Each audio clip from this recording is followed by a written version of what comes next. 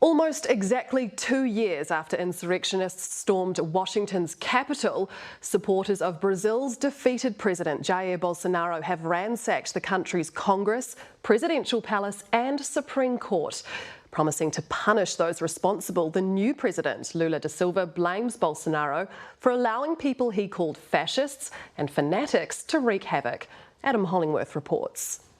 They didn't accept an election defeat, and like their US counterparts 2 years and 2 days ago, Brazilian insurrectionists tried to overturn the result through a violent occupation.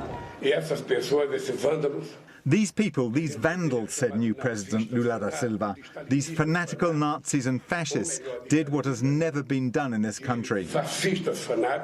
Lula blamed his predecessor, Jair Bolsonaro, announcing a federal security intervention in Brasilia after Capitol security forces were overwhelmed. This is our house, declares one Bolsonaro supporter, inside the presidential palace. For months, they've refused to accept the defeat of the former president, but today they took matters into their own hands. Dressed in the green and yellow that has been appropriated by Bolsonaro supporters, they came in their thousands. Some even called for the military to restore the right-wing former president.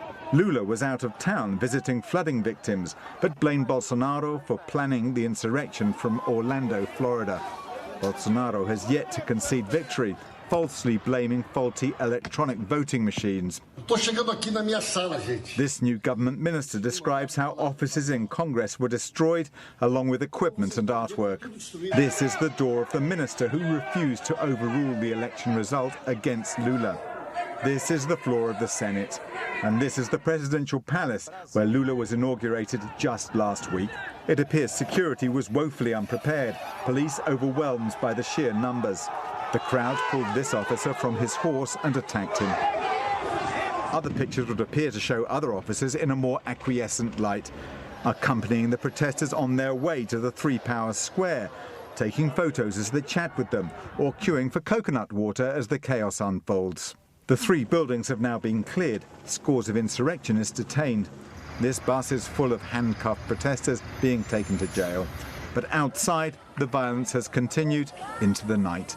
Adam Hollingworth, Newshub.